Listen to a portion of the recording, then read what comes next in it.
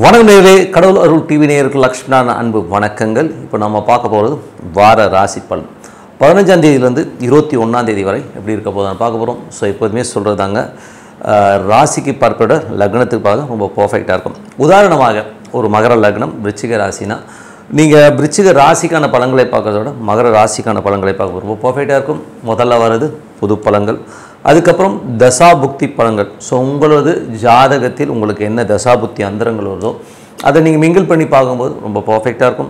வீடியோட எண்ணில் tip of வைக்கிறதுக்கு மறக்காம பாருங்க. அபூர்வ மூலிகை பொருட்கள், பணம் வரவு, கொடுத்த பணம் திரும்ப வரவு, கருமஞ்சள் 1000, கண் திருஷ்டி நீங்கும் மூலிகை முடிச்சு 1000, நிரந்தர குடிப்பழக்கம் நிறுத்தும் ஆமெதிஸ்ட் ஸ்டோன் 3000, கணவன் மனைவி பிரச்சனை அடங்காதவர்கள் அடங்கும் மூன் ஸ்டோன் 6000, விரும்பியவரை வரவைக்கும் ஏர் அலிஞ்சல் மூலிகை குச்சி 6000, இல்லறத்தில் மிகுந்த ஈடுபாடும் உடல் சக்தியை கூட்டும் பிரணவ மூலிகை தாயத்து 6000, செய்வினை இரவில் அலறுதல் தீய சக்தியை போக்கும் பேய் மிரட்டி தாயத்து 6000, பகைவர் எதிரிக்கான சண்டாளமை 10000. 20 ஆண்டுகளுக்கு மேலான அனுபவம் மேல்மருவத்தூர் மூலிகை சித்தர் ஞானகுரு அவர்கள் உங்களது அனைத்து பிரச்சனைகளுக்கும் 100% சிறந்த பலன் அளிப்பார். கும்பராசி. ஸோ கும்பராசிக்கு பார்த்தீங்கன்னா உங்களது ராசியாதிபதி சனி 2ல் இருக்கும்போது கொஞ்சம் குடும்பத்தில் சில பேர் சோம்பேறித்தனமாக இருக்கிறது, கொஞ்சம் நசநசங்கள் இருக்கிற மாதிரி விஷயங்கள் கொஞ்சம் நம்மளை டென்ஷன் படுத்தும். வருமானம் வர்றதுலையும் பார்த்தீங்கன்னா கொஞ்சம் ஸ்லோவாக வரமான ஃபீலை கண்டிப்பாக ஏற்படுத்துங்க.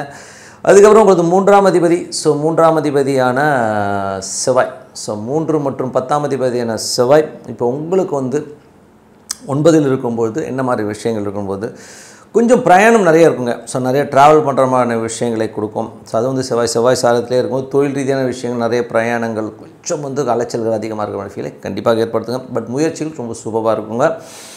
அதுக்கப்புறம் உங்களுடைய 2ஆம் அதிபதியான குரு 5ல் இருக்கும்போது ஆன்மீக சுற்றுலா, குழந்தைகளுக்காக கொஞ்சம் மெனக்கடுறது, இந்த மாதிரி விஷயங்கள்லாம் ரொம்ப நல்லாயிருக்கும். பூர்வீக சொத்துக்கள், குழந்தைகளால் சந்தோஷங்கள்லாம் ஏற்படுறதுக்கான வாய்ப்பு ரொம்ப நல்லாயிருக்கு. ஸோ அதெல்லாமே ரொம்ப சூப்பரான விஷயங்கள்.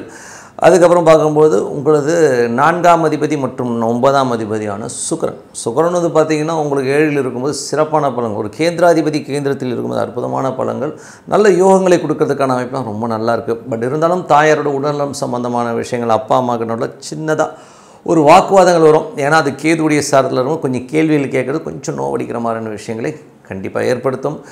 அதுக்கப்புறம் பார்க்கும்போது உங்களுடைய ராசியில் பார்க்கும்போது உங்களுக்கு 5ஆம் அதிபதி மற்றும் 8ஆம் அதிபதியான புதன் 7ல் இருக்கிறது. ஸோ குழந்தைகளுக்கான சுப நிகழ்ச்சிகள் நடத்துறதுக்கான வாய்ப்புகள் ரொம்ப நல்லாயிருக்கும். ஸோ அதெல்லாம் ரொம்ப சூப்பராக இருக்குது. அதுவும் புதன் இப்போது 8ல் இருக்கும்போது சில நேரம் சின்னதாக ஒரு மன உளைச்சல் இருக்கும். என்னடா இந்த புள்ள இப்படி பண்ணுச்சேங்கிற மாதிரி விஷயங்கள்லாம் கொஞ்சம் மன வருத்தம் தான். இல்லை அதெல்லாம் சரி பண்ணிட்டு வந்துடுவீங்க. ஸோ அதெல்லாம் ஒன்றும் பெரிய ப்ராப்ளம் இல்லை. அதுக்கப்புறம் பார்க்கும்போது உங்களுடைய 7ஆம் அதிபதி. ஸோ 7ஆம் அதிபதியான சூரியன் ஆட்சி படத்தோடு இருக்கும்போது கணவன் மனைவி உறவு ரொம்ப சிறப்பாக இருக்கும். கொஞ்சம் கான்ஃபிடென்ட் லெவல் நல்லாயிருக்கும். வியாபார ரீதியான விஷயங்கள் நல்லா போல்டாக பேசி ரொம்ப சிறப்பாக இருப்பதுக்கான ரொம்ப நல்லாயிருக்கு. உங்களுடைய 6ஆம் அதிபதியான சந்திரன் 5ல் இருக்கும்போது கொஞ்சம் வேலை பளுக்கள் திங்கள் செவ்வாயில் அதிகமாக இருக்கும். ஸோ அதுக்கப்புறம் எல்லாமே சரியாயிடுங்க. ஸோ அதுக்கப்புறம் எல்லாமே சிறப்பான விஷயங்கள் தான். அதுக்கப்புறம் உங்களுக்கு 9ஆம் அதிபதியான சுக்கிரன் 7ல் இருக்கும்போது ரொம்ப சிறப்பான பலன்கள், நல்ல லாபங்கள், வெளிநாட்டில் இருக்கும்போது ஒரு பெரிய லாபங்கள் வர்றதுக்கான வாய்ப்பு ரொம்ப நல்லாயிருக்கு. அப்பா சம்பந்தமான சொத்துக்கள் அந்த மாதிரி விஷயங்கள்லாம் கூட ரொம்ப சூப்பராக இருக்குங்க. அதுக்கப்புறம் பார்க்கும்போது உங்களுடைய 10ஆம் அதிபதியான செவ்வாய் இப்போ 9ல் இருக்கும்போது தொழில் ரீதியான விஷயம் கொஞ்சம் அலைச்சல்களாக இருக்கிற மாதிரி விஷயங்களும், நிறைய பிரயாணங்கள் பண்ணுற மாதிரி விஷயங்கள்லாம் கண்டிப்பாக கொடுத்துருங்க. 11ஆம் அதிபதியான குரு உங்களுக்கு 5ல் இருக்கும்போது ஆன்மீக தொடர்புகள், குலதெய்வ வழிபாடுதலுக்கு மேலெல்லாம் நாட்டம் இருக்கும். குழந்தைகள் இல்லாதவர்களுக்கு இப்போ குழந்தை பிறப்பதற்கான வாய்ப்பு ரொம்ப நல்லாயிருக்கும். இப்போ கொஞ்சம் ட்ரை பண்ணும்போது கண்டிப்பாக ஒரு குழந்தை பேர் ஏற்படுறதுக்கான வாய்ப்பு ரொம்ப நல்லா இருக்குங்க. ஸோ மற்றபடி என்னங்க, இதுவரை பார்த்தது பொது பலன்கள். இப்போ பார்க்கும்போது தசாபுக்தி பலன். கும்ப லக்னமாக இருந்து சூரியன் தசாபுக்தி வந்துடும். சூரியன் 7ல் ஆட்சி பலத்தோடு இருக்கும்போது சுப நிகழ்ச்சிகள் நடத்துறதுக்கான வாய்ப்புகள்லாம் ரொம்ப நல்லாயிருக்கு. அது சிறப்பான விஷயங்கள் நடப்பதுக்கான சூப்பராக இருக்குங்க. கணவன் மனைவி உறவு ரொம்ப அற்புதமாக இருக்கும். கும்ப லக்னமாக இருந்து சந்திரன் தசாபுக்தி அந்தரங்கள். சந்திரன் 6ஆம் அதிபதியாக இருந்து அவர் கொஞ்சம் சின்ன வேலை பளுக்கள் திங்கள் செவ்வாயிலிருந்தும் அதுக்கப்புறமா எல்லாமே சிறப்பாக இருப்பதுக்கான சூப்பராக இருக்குது.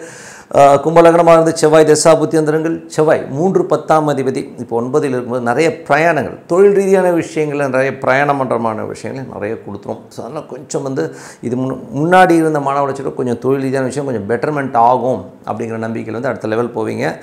அதுக்கப்புறம் கும்பலகனமாக இருந்து ராகு தசாபுத்திரம், ராகு ராசியிலே இருந்து அது குருடைய சாரத்தில் இருக்கும்போது குழந்தைகளை பற்றி நிறைய நினைவுகள் வரும். ஸோ சில பேருக்கு பார்த்திங்கன்னா சேர்க்கை குழந்தை பெற்றுக்கிறாங்க இல்லையா, கொஞ்சம் இந்த ட்ரீட்மெண்ட்டில் குழந்தை பெற்றுக்கிறது இந்த மாதிரி விஷயங்கள் கைகூடி வர்றதுக்கான வாய்ப்புலாம் ரொம்ப சூப்பராக இருக்குது. இப்போ நீங்கள் ட்ரை பண்ணிங்கன்னா கண்டிப்பாக கிடைக்கிறதுக்கான வாய்ப்பு ரொம்ப அற்புதமாக இருக்குங்க.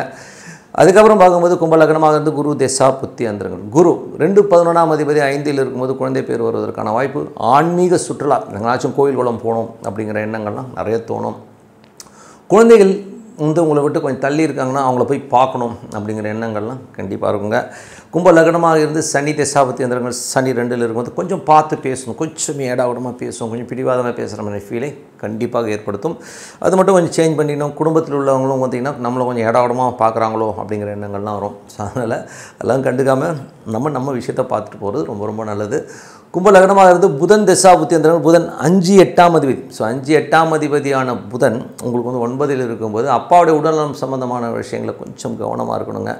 ஸோ கொஞ்சம் வந்து அந்த 8ன்னும் போதே 5-8நாலே வந்து கொஞ்சம் குழந்தைகள் விஷயங்களில் சின்ன மன உளைச்சல்கள் வர்றதுக்கான வாய்ப்புகள் நிறைய இருக்குது. ஸோ அதனால் கொஞ்சம் கேர்ஃபுல்லாக இருக்கணும்.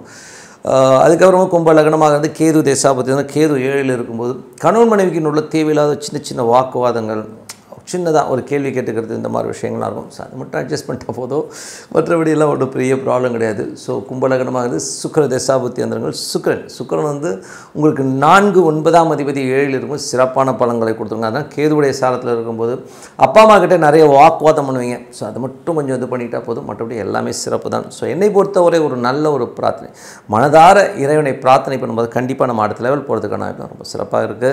ஸோ இப்போ பார்க்க போகிறது tip of the week. So tip of the week இப்போ நம்ம பார்க்க போகிறது பார்த்திங்கன்னா அமாவாசை.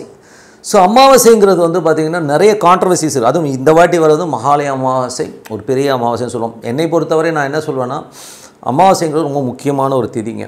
அது திதியில் வந்து ரொம்ப முக்கியமான திதி. நிறைய பேர் வந்து என்ன கான்ட்ரவர்சி சொல்கிறாங்கன்னா, இங்கேருந்து நான் கொடுத்தேன்னா என் மூதாதையருக்கு போய் சேர்ந்துருமா அப்படிங்கிறதெல்லாம் நிறைய பேர் சொல்கிறாங்க. பட் அது தப்பான விஷயம். அதுக்கான ஒரு எடுத்துக்காட்டு நான் இந்த இதிலே சொல்கிறேன். நான் ஃபஸ்ட்டு அமாவாசை திதி கொடுக்கணுமா? கண்டிப்பாக கொடுக்கணும். ஏன் கொடுக்கணும் அப்படிங்கிறது சொல்கிறேன் பாருங்க. இப்போது நீங்கள் இருக்கீங்க, ஸோ நம்ம ஒரு ஜெனட்டிக்கில் வந்திருப்போம். ஸோ அந்த ஜெனட்டிக்கில் வந்து நம்மை அறியாமல் நிறைய தவறுதலாக நிறைய உயிர்கள் போகிறதுக்கான வாய்ப்புகள் நிறைய இருக்குது.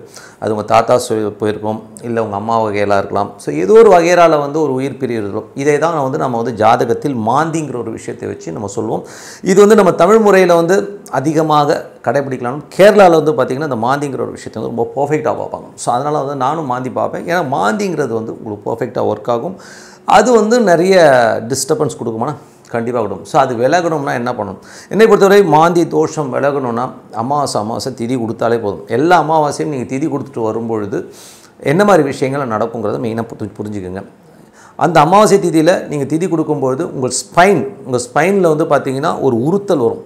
அது நீங்கள் பர்ஃபெக்டாக உணர முடியும். நீங்கள் வந்து ஃபஸ்ட் டைம் கொடுக்கும்போதே ஒரு மாதிரி இருக்கும், 2வது 3வது முறை கொடுக்கும்போது அந்த ஒரு இது நம்ம ஒரு பேட்டரி ரீசார்ஜ் ஆகிற மாதிரி ஃபீலிங் கண்டிப்பாக கொடுக்கும். நிறைய பேர் வந்து சொல்லுவாங்க, நான் இங்கேருந்து கொடுத்தா எங்கள் அப்பா அம்மா இது செத்து போனவங்களுக்கு போகுமான்னு கேட்குறது வந்து ரொம்ப தவறுதலான விஷயம். நீங்கள் மனதார இது பண்ணணும். அது எப்படி பண்ணணும்னு சொல்கிறேன். ஒரு பிராமணாளுக்கு கொடுக்கறதுங்கிறது வந்து அடுத்த விஷயம். ஒருத்தர் வந்து ஒரு காசு கிடைக்கிறதுங்கிறது ஒரு ரொம்ப நல்ல விஷயம் தான். ஸோ அது கண்டிப்பாக அவர் கிடைக்கிறதுக்காக நம்ம பண்ணுறோம். அது மட்டும் இல்லாமல் நம்ம வந்து அந்த மந்திரம் தெரியல, அதெல்லாம் அடுத்த விஷயம். நீங்கள் விலைக்கேற்றி அந்த இலையில் அந்த விஷயங்கள்லாம் வச்சுப்பீங்க இல்லையா, அந்த பழம், அந்த அரிசி, எள் எல்லாமே வச்சதுக்கப்புறம் நீங்கள் மனசார நினைக்கணும். ஏன்னா நிறைய பேர் வந்து என்ன நினைக்கிறோம்னா, அமாவாசைக்கு போயிட்டு நான் வந்து தர்ப்பணம் கொடுத்துட்டேன், ஏதோ ஐயர் சொன்னார், மூக்க மூட சொன்னார், நான் ஏதோ ஒன்று மந்திரம் சொன்னார், அதை திருப்பி சொன்னால் எனக்கு சரியாக போச்சுன்னா கிடையாது. அவர் என்ன மந்திரம் உங்களுக்கு புரியாத மொழியில் ஏதோ ஒரு மந்திரம் சொல்கிறார், சான்ஸ்கிரிட் மந்திரம் சொல்கிறாருன்னும் போது நம்ம புரியாமல் அவரை சொல்கிறதே திருப்பி சொல்கிறது வந்து அது அவ்வளோ ஏற்புடையது கிடையாது. ஸோ அதை நீங்கள் சொல்லுங்கள் வேணாம். ஆனால் அவர் சொல்கிறதுக்கு முன்னாடி நீங்கள் விலைக்கு ஏற்றுறீங்க இல்லையா, விலைக்கு ஏற்றுனதுக்கப்புறம் மனதார உங்கள் அப்பா அம்மா மூதாதையர்களை இறந்தவர்களை நினச்சி வழிபாடு பண்ணுங்கள். மாதத்துக்கு ஒரு வாட்டி நமக்கு உயிர் கொடுத்தவங்களை நினைக்கணும். ஓகேங்களா? ஸோ நம்ம வந்து அந்த ஜெனட்டிக்கில் வந்திருக்கோம்.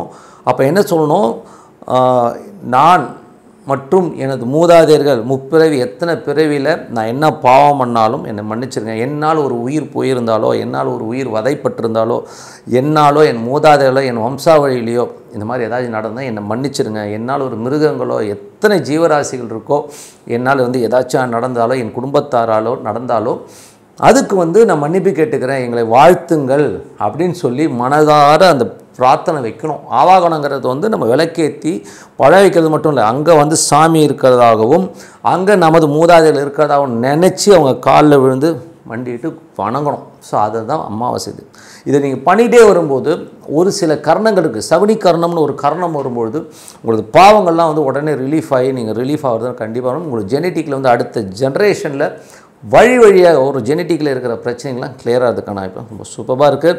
ஸோ கண்டிப்பாக அமாவாசை கொடுக்குறது ரொம்ப நல்லது. அது மகாலய அமாவாசைன்னும் போது உட்கார்ந்து நீங்கள் மனதார நினச்சி பிரார்த்தனை வேணும், சிறப்பான பலங்களாக இருக்கும். ஸோ சாமி இருக்கா இல்லையான்றதை பற்றி சொன்னேன் இல்லையா, ஒருத்தர் சொல்லலாம் நீங்கள் சாமியை பார்த்துறீங்களா, சாமி இருக்கான்னு. நான் ஒரு கோயிலுக்கு போயிருந்தேங்க. ஒரு கோயிலுக்கு வந்து ஒரு பிரார்த்தனைக்காக போயிருந்தேன். கற்ப கிரகத்தில் அது வந்து ஒரு சுடலை மாடன் ஒரு சாமிங்க எங்கள் வீட்டு பக்கத்தில் இருக்குது. நான் ஒரு விஷயத்துக்காக போயிருந்தேன். போய் அந்த சாமி கும்பிடும்போது அங்கேருந்து அந்த கற்ப கிரகத்தில் ஒரு வாழைப்பழம் கொடுக்குறாங்க. அதை எடுத்துகிட்டு வந்து வீட்டில் வச்சு சாப்பிட்டு போகிறோம். என் ஒய்ஃப் சாப்பிட்டு சப்புன்னு இருக்குன்றாங்க, டேஸ்ட்டே இல்லை.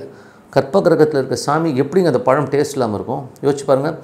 அதுக்கப்புறம் அடுத்த நாள் நாங்கள் சாப்பிடும்போது அது டேஸ்ட்டாக இருக்குது. காரணம் என்ன, ஒரு கற்ப கிரகத்தில் இருக்கிற ஒரு உணவு வந்து நீங்கள் வந்து வெளியில் எடுத்துகிட்டு வந்து சாப்பிடும்போது கண்டிப்பாக வந்து அது டேஸ்ட்டே இருக்காது. ஏன்னா இறைவன் அது சாப்பிட்டதாக தான் அர்த்தம்.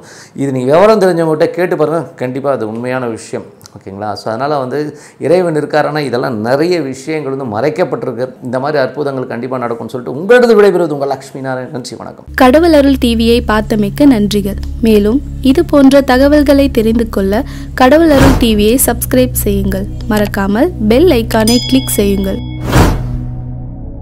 அபூர்வ மூலிகை பொருட்கள், பணம் வரவு, கொடுத்த பணம் திரும்ப வரவு, கருமஞ்சள் 1000, கண் திருஷ்டி நீங்கும் மூலிகை முடிச்சு 1000, நிரந்தர குடிப்பழக்கம் நிறுத்தும் ஆமெதிஸ்ட் ஸ்டோன் 3000, கணவன் மனைவி பிரச்சனை அடங்காதவர்கள் அடங்கும் மூன் ஸ்டோன் 6000, விரும்பியவரை வரவைக்கும் ஏர் அலிஞ்சல் மூலிகை குச்சி 6000, இல்லறத்தில் மிகுந்த ஈடுபாடும் உடல் சக்தியை கூட்டும் பிரணவ மூலிகை தாயத்து 6000, செய்வினை இரவில் அலறுதல் தீய சக்தியை போக்கும் பேய் மிரட்டி தாயத்து 6000, பகைவர் எதிரிக்கான சண்டாளமை 10000, 20 ஆண்டுகளுக்கு மேலான அனுபவம் மேல்மருவத்தூர் மூலிகை சித்தர் ஞானகுரு அவர்கள் உங்களது அனைத்து பிரச்சனைகளுக்கும் 100% சிறந்த பலன் அளிப்பார்.